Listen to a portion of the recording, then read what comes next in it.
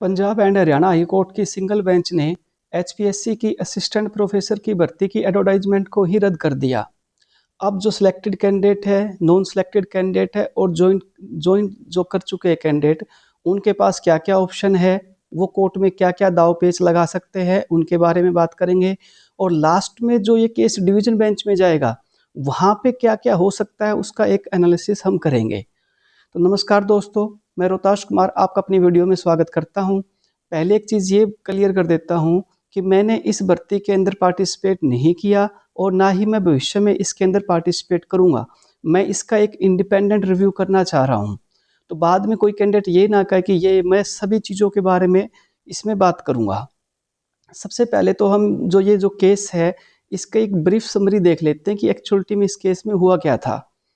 HPSC ने assistant professor की advertisement निकाली, सिलेक्शन प्रोसेस रखा कि पहले स्क्रीनिंग एग्ज़ाम लेंगे, उसमें फिर जो 4 गुना कैटेगरी वाइज जो कैंडिडेट है वो सब्जेक्ट नॉलेज टेस्ट के लिए जाएंगे, फिर सब्जेक्ट नॉलेज टेस्ट से 2 गुना जो कैंडिडेट है वो इंटरव्यू के लिए जाएंगे। 87.5% जो है वो आपका सब्जेक्ट नॉलेज टेस्ट का और 12.5% जो है आपका जो इंटरव्यू है उसका, दोनों को मिला के कैंडिडेट का सिलेक्शन हो जाएगा। ये एचपीएससी ने प्रोसेस निकाला। उसके बाद में कुछ कैंडिडेट थे जिन्होंने पहले स्क्रीनिंग एग्ज़ाम में पार्टिसिपेट किया, उसके बाद में सब्जेक्ट नॉलेज टेस्ट में पार्टिसिपेट किया और फिर सब्जेक्ट नॉलेज टेस्ट में वो अनसक्सेसफुल हो गए। उसके बाद में वो चले गए कोर्ट। उन्होंने कोर्ट में जाके कहा कि एचपीएससी ने यूजीसी के नॉर्म्स को फॉलो नहीं किया। उनके जो 2018 के जो रेगुलेशन है यूजीसी नॉर्म के, उसको एचपीएससी ने फॉलो नहीं किया। तो पहली बात तो ये कि ये रेगुलेशन क्या थे। ये रेगुलेशन कह रहे थे कि आप पहले जो शॉर्ट लिस्ट कर रहे हो, शॉर्ट लिस्ट कीजिए आप एपीआई स्कोर के हिसाब से। एपीआई स्कोर के हिसाब से शॉर्ट लिस्ट करने के बाद कैंडिडेट देंगे इंटरव्यू और जो उनका जो टोटल जो सिलेक्शन है वो उनका फिर आप इंटरव्यू के बेस पर आप कर लीजिए। ये थे 2018 के रेगुलेशन जिसको एचपीएससी ने फॉलो नहीं किया। तो फिर कोर्ट ने इस पूरी की पूरी भर्ती की एडवर्टाइजमेंट को ही रद्द कर दिया और दोबारा से प्रोसेस करने के लिए कह दिया। तो हम अभी बात करेंगे इन सभी चीज़ों के बारे में। पहले बात करते हैं कि जो नॉन सिलेक्टेड कैंडिडेट है जो कोर्ट में गए वो क्या क्या कर सकते हैं। पहली बात तो वो डीएस पटवालिया जी को लेके गए, बहुत अच्छे एडवोकेट हैं। और जो एचपीएससी की तरफ से जो कोर्ट में आए थे वो आए थे कंवर गोयल जी। उन्होंने ये कहा था कि इसके अंदर टोटल 26 सब्जेक्ट्स थे जिनकी एचपीएससी ने एडवर्टाइजमेंट निकाली। टोटल 26 सब्जेक्ट थे। 26 में से जो 17 जो सब्जेक्ट है उनका उनको रिकमेंडेशन के लिए भेज चुके हैं, मतलब उनका फाइनल रिजल्ट आ चुका है 26 में से 17 का। तो फिर जो 9 सब्जेक्ट है वो बाकी है। तो जो 9 सब्जेक्ट जो बाकी थे, पहली चीज़ तो उनको कैंसिल। जब स्टार्टिंग में जो केस हुआ वो इंग्लिश के ऊपर हुआ तो इंग्लिश की एडवर्टाइजमेंट कैंसिल हो गई। फिर उसमें उसके साथ साथ में एक होम साइंस के ऊपर था, होम साइंस की भी एडवर्टाइजमेंट कैंसिल हो गई। उसके भी बाद में कैंडिडेट ने चैलेंज कर दिया मैथमेटिक्स वाले भर्ती को और कॉमर्स वाली भर्ती को, और उसके बाद में भी हो सकता है औरों को चैलेंज कर दिया हो। तो जो ये 9 सब्जेक्ट जो थे, एक इंग्लिश वाले के ऊपर मेन केस चला, उसके बाद में जो बाकी बच गए उनको कैंसिल करवाना तो बिल्कुल सिंपल सी बात है। आप किसी भी लोकल से एडवोकेट को लेके जाओ, किसी भारी एडवोकेट को लेके नहीं जाना, क्योंकि वहाँ पे कोई आर्गूमेंट तो हो ही नहीं रहा है। वहाँ पे जाके बस वो इतना कह रहे हैं कि मेरा केस जो है वो आशा रानी के केस के अंडर आ रहा है। तो वो जस्ट ये कह रहे हैं कि इसका जो सिलेक्शन प्रोसेस है वो आप फाइनलाइज मत कीजिए, इसका रिजल्ट ये कह रहे हैं वो जब अर्जेंट में लग रहा है। उसके बाद में 1-2 हीयरिंग में इसके एडवर्टाइजमेंट को कैंसिल कर देंगे। तो ये तो काम हो गया जिनका प्रोसेस कंप्लीट नहीं हुआ है उनकी एडवर्टाइजमेंट को रद्द करवाने का। किसी भी आप लोकल एडवोकेट को लेके गए और वो कर रहे हैं, सिंपल, कोई दिक्कत नहीं है। इसके बाद में बात आती है कि जो जिन कैंडिडेट की रिकमेंडेशन कर चुके हैं या फिर जो कैंडिडेट ज्वाइन कर चुके हैं, क्या वो सेफ है या उनकी भर्ती को भी रद्द करवाया जा सकता है। इसमें ये जो केस है वो साथ के साथ में फिजिक्स की भर्ती पे भी हुआ था, परंतु वहाँ पे फिजिक्स की भर्ती को छोड़ दिया गया था। और वहाँ पे क्या लिखा गया था फिजिक्स के लिए, the selection process pursuit to the advertisement in question has already been completed and the selected candidate have been recommended for appointment who are not parties to the petition dismiss in timeline. तो ये कहते हैं कि हम physics की भर्ती को इसको मिलिटराइजमेंट को रद्द क्यों नहीं कर सकते। क्यों नहीं कर सकते? क्योंकि जो इसके अंदर जो सिलेक्टेड कैंडिडेट थे वो इसके अंदर पार्टी नहीं थे। इसका मतलब ये हुआ कि जो जिनकी फाइनल रिकमेंडेशन जा चुकी है या ज्वाइन कर चुके हैं, उनकी भर्ती को रद्द करने के लिए आपको उन सभी कैंडिडेट को उसके अंदर पार्टी बनाना पड़ेगा। हालांकि ये बिल्कुल थोड़ा सा मुश्किल काम है इन भर्तियों को रद्द करवाना, क्योंकि जो कैंडिडेट ज्वाइन कर गए, आपको एक तो हर एक कैंडिडेट को पार्टी बनाना पड़ेगा, वहाँ पे खर्चा बढ़ गया आपका। फिर जब आप केस करोगे तो ये जो सिलेक्टेड कैंडिडेट है ये भी फिर वहाँ पे कोर्ट में आएगा, तो फिर वो मामला लंबा चल सकता है। हाँ, कैंसिल अगर कोई भी भर्ती इनिशियल स्टेज पर ही रोंग है, स्टार्टिंग से ही रोंग है, तो उसकी एडवर्टाइजमेंट को भी कैंसिल करवाया जा सकता है। परंतु प्रोसेस ये है, वहाँ पर हर एक कैंडिडेट को, सिलेक्टेड कैंडिडेट को आपको पार्टी बनाना पड़ेगा। ये थोड़ा सा मुश्किल काम है, बट असंभव नहीं है, किया जा सकता है। ये चीज़ होगी जो कैंडिडेट वहाँ पे ज्वाइन कर चुके हैं उनके लिए।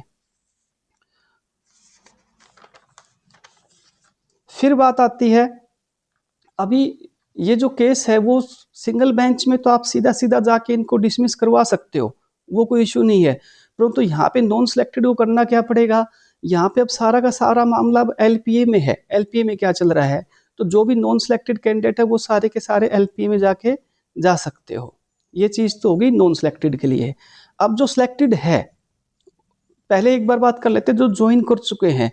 जो ज्वाइन कर चुके हैं उनको कोर्ट नहीं जाना, वो सिंपली अपनी जॉब करते रहो और एक ग्रुप में रहो, सब मिलके रहो।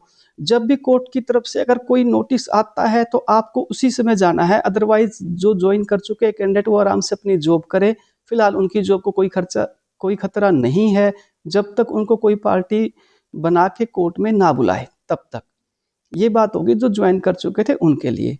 अब जो सिलेक्टेड कैंडिडेट है वो क्या करे? सिलेक्टेड मतलब ज्वाइनिंग नहीं हुई, सिर्फ सिलेक्टेड है। अब हो क्या रहा है, जैसे मैथ की और कॉमर्स की थी, वो सिंगल बेंच में केस डाला और वहाँ पे कह दिया कि इनका रिजल्ट फाइनलाइज मत कीजिए। तो आपका अब सिंगल बेंच के अंदर पार्टी बनने का कोई बेनिफिट नहीं है। वहाँ पे क्या होना है वो सबको पता है सिंगल बेंच के अंदर। तो आपको क्या करना चाहिए, आपको जो डिवीजन बेंच है वहाँ पे जाके पार्टी बनना चाहिए। डिवीजन बेंच के अंदर आप वहाँ पे पार्टी बनो और एक अच्छे से अच्छा एडवोकेट वहाँ पे लेके जाओ। जो नॉन सिलेक्टेड कैंडिडेट है वो डीएस पटवालिया को लेके गए हैं, बहुत अच्छे एडवोकेट है, उनके साथ में सार्थक गुप्ता जी है। तो वहाँ पर एक अच्छी फाइट अप होने वाली है। अब मैं नॉन सिलेक्टेड कैंडिडेट को भी कहना चाहूँगा कि अभी तक उनकी जो फाइट थी वो थी स्टेट के साथ में और कमीशन के साथ में, परंतु अब जो उनकी फाइट है वो सिलेक्टेड के साथ में है। तो अपनी सीट बेल्ट बांध लीजिए, अब यहाँ पे एक अच्छी फाइट होएगी। अब जो सिलेक्टेड कैंडिडेट है वो आत्माराम जी को लेके गए हैं, वो भी बहुत अच्छे एडवोकेट है, परंतु आपको उनके साथ में किसी और एडवोकेट को भी लेके जाना पड़ेगा, क्योंकि जो डीएस पटवालिया जी है वो बहुत अच्छे एडवोकेट है, एग्रेसिवली और अटैकिंग टाइप उनके आर्गुमेंट रहते हैं। तो वहाँ पे आपको और भी अच्छे एडवोकेट लेके जाने पड़ेंगे, क्योंकि अब सभी भर्तियों के जो सिलेक्टेड कैंडिडेट है वो एलपीए में आ जाएंगे। और मुझे ऐसा लगता है, मैं विश्वास है कि मेरा ये भर्ती पूरी पूरी फेयर हुई है, तो आपने कोई रुपए दे के तो जॉब लगे नहीं, तो वहाँ पे एक अच्छी तरीके से अपना केस को लड़िए और अपनी जॉब बचा सकते हो, आप जॉब ले सकते हो, कोई दिक्कत नहीं है। बट ये केस एक सीरियस केस है, इसके अंदर आपको अच्छी तरीके से लड़ना पड़ेगा। और आप एक काम कर, एक चीज़ और कर सकते हो, पहले तो आप यहाँ एलपी में अपना देखो 2-4 हियरिंग क्या चल रहा है। उसके बाद में अगर आपको लगे कि यहाँ पे बात नहीं बन रही है, तो आप सेंटर से इसके ऊपर स्टे के लिए किसी एडवोकेट को बुला सकते हो। सेंटर से मतलब आप दिल्ली से भी किसी एक सीनियर एडवोकेट को बुला सकते हो।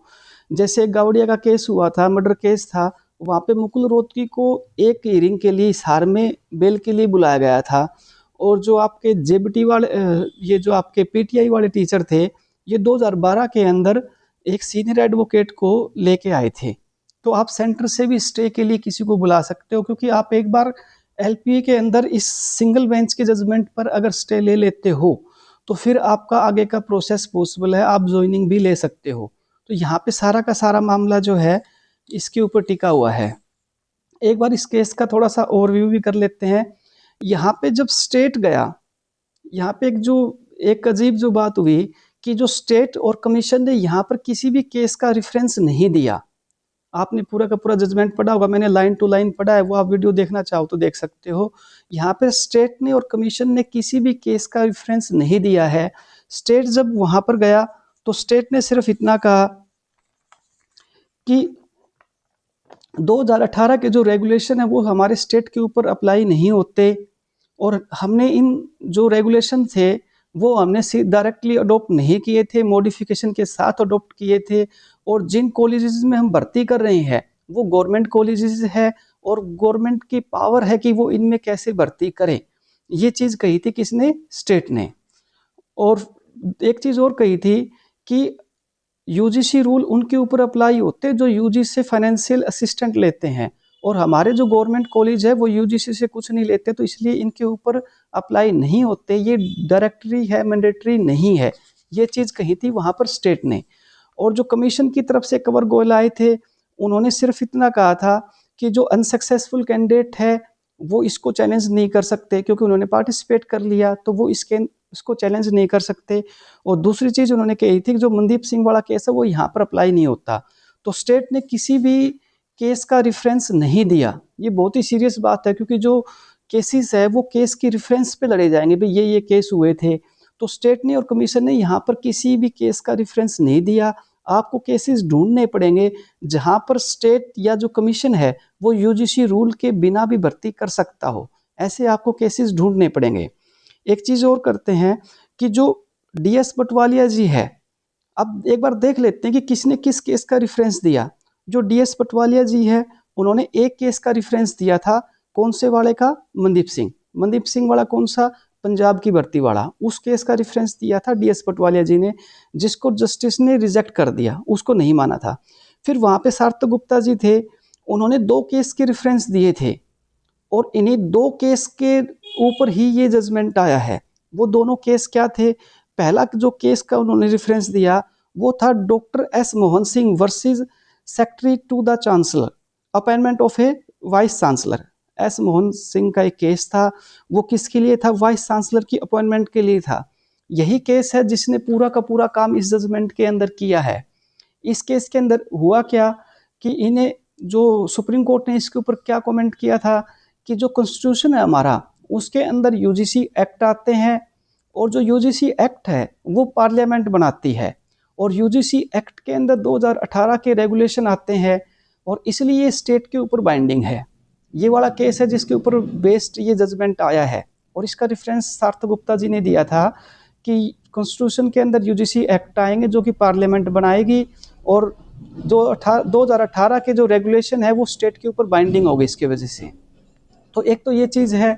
एक तो डिवीज़न बेंच के अंदर इस चीज़ के ऊपर बहस होगी कि सेंटर के कौन कौन से एक्ट है जो स्टेट के ऊपर बाउंड होते हैं या नहीं होते, वो अलग अलग सूची बना रखी है उन्होंने, तो एक तो उसके ऊपर बहस हो सकती है।